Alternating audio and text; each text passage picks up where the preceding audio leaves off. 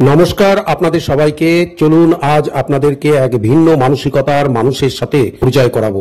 আজকে যে মানুষটির সাথে আপনাদের পরিচয় করাবো তিনি আর কেউই নন, একটি প্রত্যন্ত গ্রামের একজন অতি সাধারণ একজন প্রবীণ। একটা সময় তিনি শিক্ষকতার চাকরি করতেন, কিন্তু বিগত বেশ কয়েক বছর ধরে তার অন্যতম ধ্যান জ্ঞান এবং নেশাই হলো যে বিভিন্ন যে নির্বাচনগুলো 5 বছর অন্তর যে সংগঠিত হয়, দেশের যে সাধারণ নির্বাচন, সেই নির্বাচনের প্রতিটি নির্বাচনে তিনি বিগত কয়েক বছর ধরে তিনি প্রার্থী হয়ে মনোনয়নপত্র জমা দেন। তার সেই ধ্যান জ্ঞান ও নেশার অন্যতম লক্ষ্যই হলো দেশের নিপীড়িত নিম্নবর্গীয় যে মানুষগুলো রয়েছেন, যে 80% যে মানুষ, সেই মানুষগুলোকে সচেতন করার তার অন্যতম লক্ষ্য, এবং সেই মানুষগুলোর প্রতিনিধিত্ব করতেই তিনি প্রতিটি নির্বাচনে তিনি প্রার্থীর হয়ে মনোনয়নপত্র জমা দেন।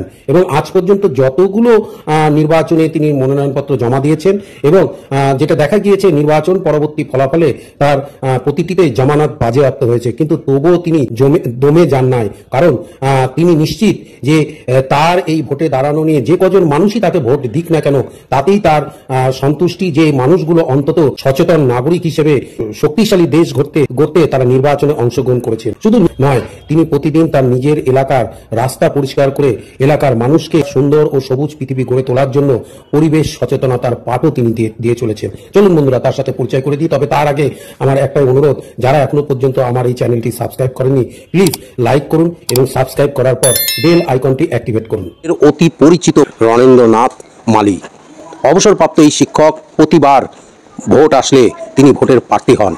2011-তে প্রথম তিনি বিধানসভার প্রার্থী হিসাবে মনোনয়নপত্র জমা দিয়েছিলেন। তারপরে 2014 সাল, 2019, এমনকি এবারের যে 2024-এর যে লোকসভা নির্বাচন, এবারেও তিনি প্রার্থী হয়েছেন, কিন্তু প্রতিবারই তার জামানত বাজেয়াপ্ত হয়েছে, কিন্তু তবুও তিনি দমে যাননি। রণেন্দ্রনাথ মালির একটাই লক্ষ্য যে সমাজের যারা অবহেলিত নিম্নবর্গীয় মানুষ রয়েছেন তারা যাতে সচেতন হন, এবং সচেতন হয়ে দেশের এই ভোট উৎসবে তারা অংশগ্রহণ করেন এবং নিজেদের ভোটাধিকার প্রয়োগ করে নিজেদের অধিকারকে প্রতিষ্ঠিত করেন। এই লক্ষ্যেই তিনি প্রতিবার নিজের পেনশনের টাকা থেকে তিনি সিকিউরিটি জমা দিয়ে তিনি প্রতি বছর প্রার্থী হন, এবং প্রতিবারই তার একটাই লক্ষ্য যে মানুষ সচেতন হোক এবং তার ভোটাধিকার প্রয়োগ করে শক্তিশালী দেশ গঠন করবে, এটাই তার লক্ষ্য।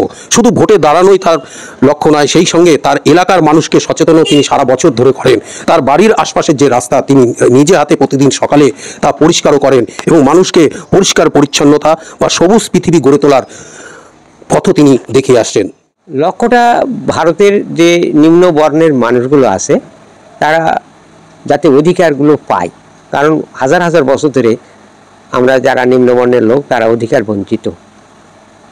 সেই জন্যই আম্বেদকরের আদর্শকে ঠিকঠাক রেখে শিক্ষিত হওয়ার যে কৌশল বা সংগঠিত হওয়ার যে কৌশল বা সংগ্রাম করার যে কৌশল, এগুলো মানুষকে ঠিকঠাক মতন বুঝিয়ে দিতে পারলে অসুবিধা আর কোনো হবে না, ভোটের উপর আগ্রহ হবে তখন।